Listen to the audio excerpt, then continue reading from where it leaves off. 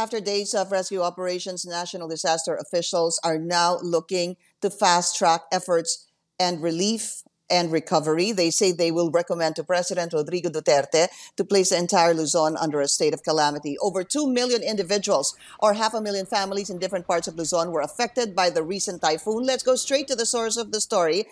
Alcala Town Mayor in Cagayan, Mayor Tin Antonio. Mayor, maraming salamat po sa inyong oras. I will ask already the first question. Ano po, ang aking balita ay talagang halos lahat po ng barangay dyan sa Alcala ay nalubog sa baha except for one. Kamusta na po ang sitwasyon dyan ngayon?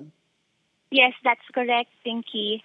Out of the 25 barangays of our municipality, Alcala, Cagayan, isa lang po ang hindi lumubog sa tubig baha, and that's Centro Norte, where the municipio is.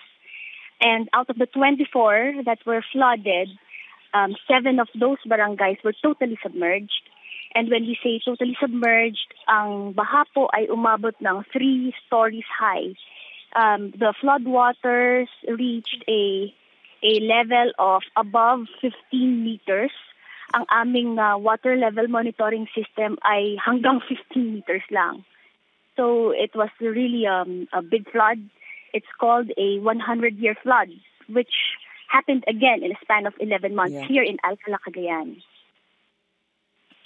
Yes. Opo. And ang balita ko nga po, it happened sometime in December 2019. Ano po? Yes, that's true, Pinky. So we are really reeling from these 2 big floods in a span of 11 months.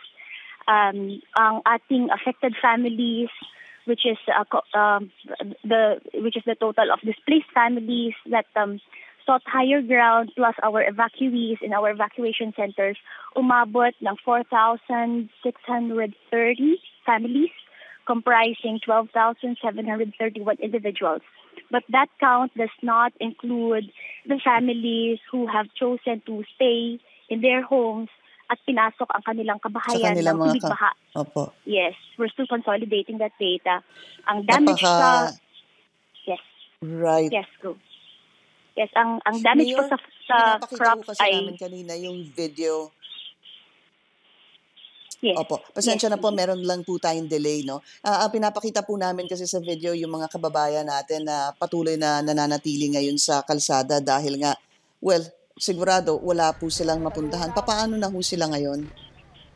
Yun po yung ating isasaayos itong mga susunod na araw.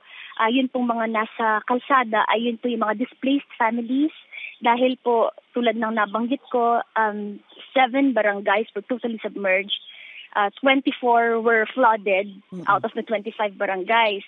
So we're going to assess the damage to their houses, totally and partially damaged houses.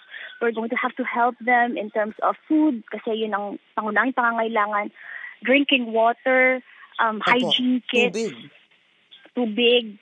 Marami po ang, I'm sure, nawala ng tahanan, their belongings gone, kasi po umapaw po talaga ang Cagayan River. Dahil po, for everybody's information, Alcala is at a constriction of the Cagayan River. There is a bottleneck here because from a river channel of 400 meters, there is a point of constriction in one point of the Cagayan River here in Alcala.